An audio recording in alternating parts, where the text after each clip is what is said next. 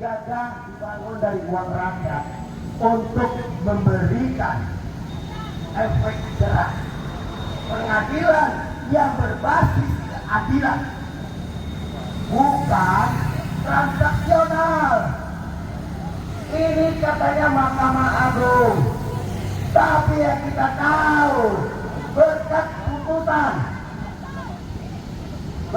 putusan katanya berkelakuan baik, maka inilah Mahkamah Amplop, Mahkamah Angka. Saudara-saudaraku,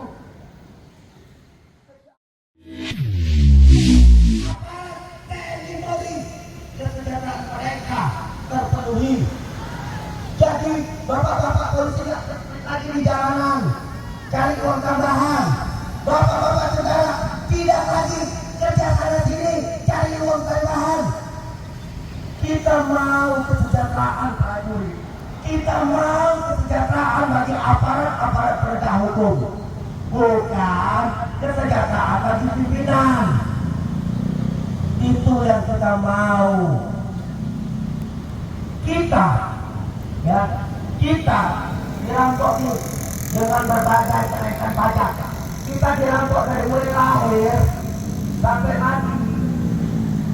Setiap warga negara dari mulai lahir sampai mati itu dirampok pajak. Itu dirampok pajak, saudara-saudara. Dan pajaknya bukan 1, 2 berlapis-lapis. Nah, sialnya pengampunan pajak diampuni, diberikan tax amnesty, orang-orang kaya diampuni, orang miskin dijarah. Itulah brengseknya negara kita, negara yang kita cita-citakan, berdaulat, adil dan makmur, tapi hanya mimpi kosong. Hanya mimpi kosong bagi rakyat. Keadilan itu sudah hilang. Kalau ditanya di mana cari keadilan, hanya di kuburan keadilan itu ada sekarang. Itu yang terjadi, saudara-saudaraku. Nah, brengseknya di kantor gagah.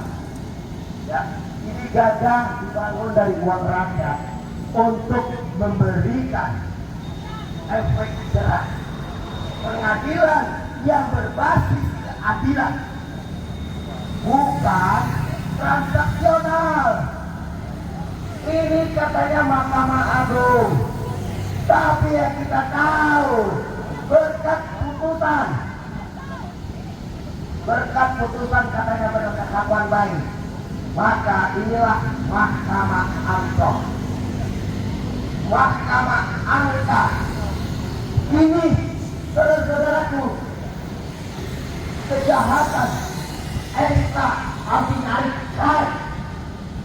yang setara dengan kejahatan dengan kemanusiaan, korupsi setara dengan kejahatan kemanusiaan, malah dihukum 6,5 tahun.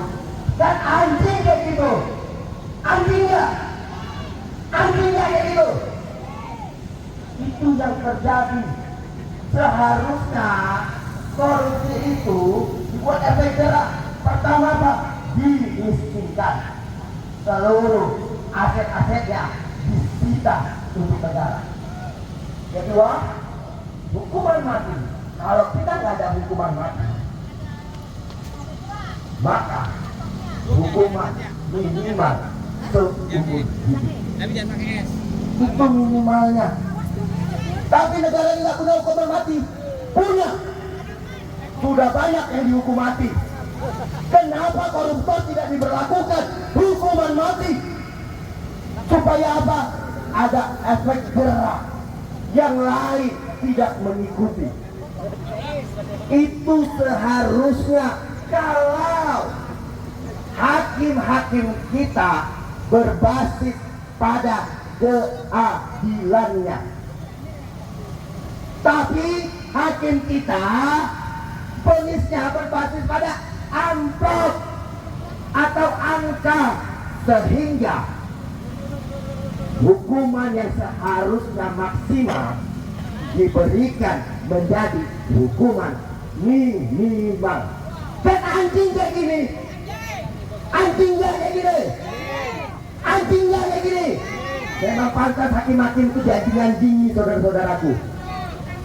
Memang pantas hakim-hakim itu yang menghukum tidak berdasarkan rasa keadilan wajib dianjing-anjingi. Karena apa? Karena mereka tidak menjalankan fungsinya sebagai wakil Tuhan. Hakim sejatinya wakil Tuhan yang memberikan hukum.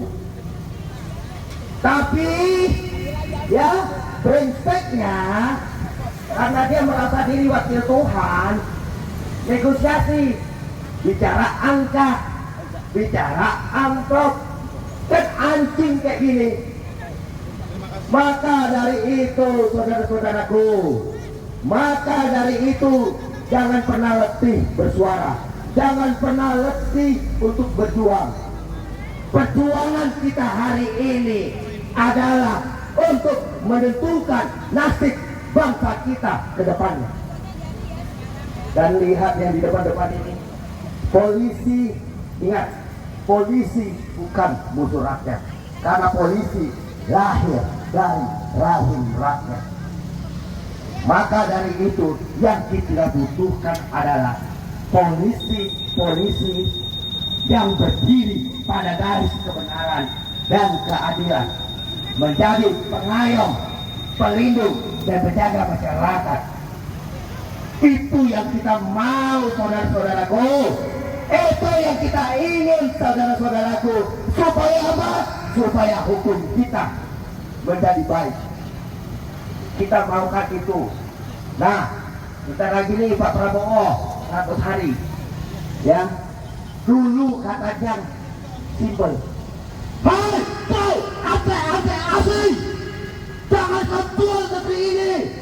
Dulu waktu kampanye, pertanyaannya, apakah dia sang macan Asia atau kucing kurap kampung yang keguyur air komberan got? Dulu dia kampanye, harus dilawan, koruptor harus dihukum, jangan seberat-beratnya. Lah, ini di pemerintahan dia, bro, vonisnya 6,5 tahun. Itu yang kita minta kepada Pak Prabowo. Kami masih percaya Bapak untuk memberikan keadilan. Kami masih percaya Bapak untuk memberikan kemakmuran bagi rakyat, bukan cuma omong-omong doang. Itu yang kami mau. Tapi Pak Prabowo, camkanlah ini, dengarlah ini. Jika kau mengkhianati rakyat, jika kau mengkhianati sumpahmu, maka kami pastikan dan kau akan menyaksikan rakyat yang akan menjadi lawanmu nantinya. Kami rakyat Indonesia tidak akan pernah gentar ataupun mundur untuk menggulingkanmu jika kau tidak berpihak kepada rakyat Indonesia. Jadi Pak Prabowo, kami minta tegakkanlah hukum seadil-adilnya. Berikan kepastian hukum sejelas-jelasnya. Jangan biarkan hukum menjadi alat transaksional di pemerintahan Bapak. Itu pesan kami Pak Prabowo. Kami percaya Pak Prabowo. Aku 4 kali lebih ketemu langsung beliau. Ada pelangi. 4 kali lebih mendengar pidatonya langsung. Di hadapanku dia berpidato.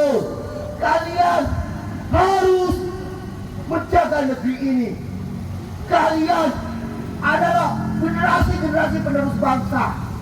Kita masih mengaminkan kata-katanya. Tapi kalau dalam 100 hari yang masih kayak gini, artinya omong-omong doang. Ya kan? Omong-omong doang. Kita tidak mau Prabowo dicap sebagai presiden omong-omong. Kita tidak mau Prabowo yang tadinya macan Asia, yang tadinya disegani dan ditakuti, menjadi kucing kurap kampung yang diguyur air got. Kita tidak mau. Jadi kami minta kepadamu, Bapak Presiden kami yang terhormat Prabowo Subianto, tunjukkanlah Pak cita-cita perjuangan Bapak dulu. Tunjukkanlah Pak dan buktikanlah kepada rakyat Indonesia kepemimpinan Bapak yang berpihak pada keadilan dan kebenaran bagi rakyat. Dan kami minta Pak, tuh yang baru-baru ini juga di Banten katanya ada 30 kilometer baru ditemukan atau tutup mata laut dipadari. Nah, itu baru ditemukan atau tutup mata, karena itu sudah muncul sejak Agustus, jauh sebelum Prabowo dilantik. Isu itu sudah muncul pemagaran laut.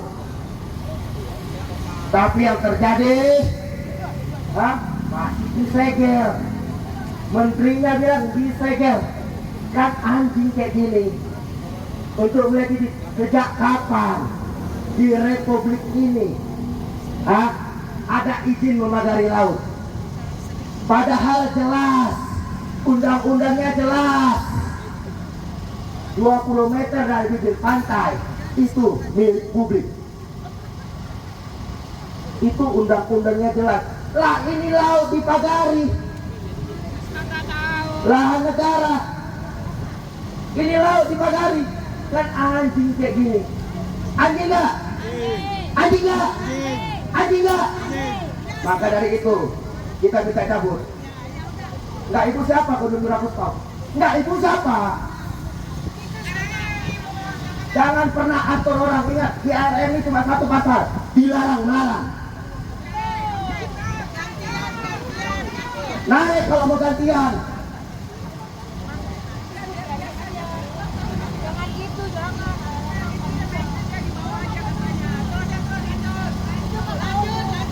Jadi teman-temanku semua, kita nggak perlu takut untuk menyuarakan. Kita tidak perlu takut kalau hakim-hakim jahanam yang ada di dalam,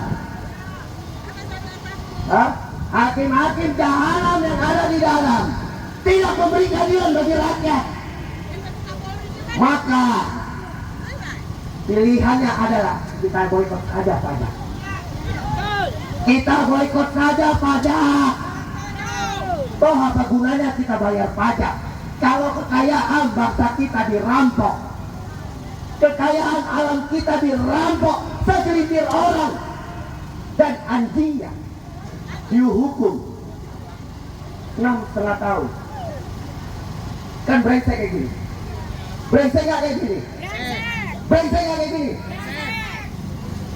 Inilah negeri, ya, di mana hakim hitungannya angka, di mana penegak hukumnya hitungannya angka, bukan berbasis keadilan dan kebenaran.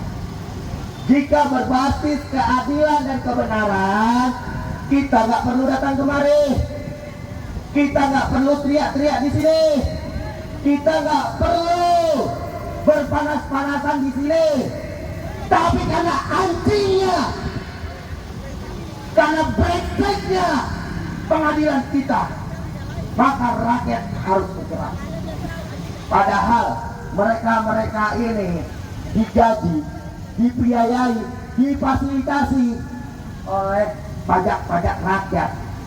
Nah, mereka-mereka yang di dalam ini adalah benalu bagi rakyat ketika keadilan tidak diberikan, ketika keadilan tidak ditegakkan. Itu yang harusnya kita lawan, saudara-saudaraku. Itu yang harusnya kita tunjukkan, bahwa jangankan berpanas-panasan, ya, jangankan berkeringat-keringat, nyawa pun kita berikan demi bangsa ini. Betul tidak? Betul tidak?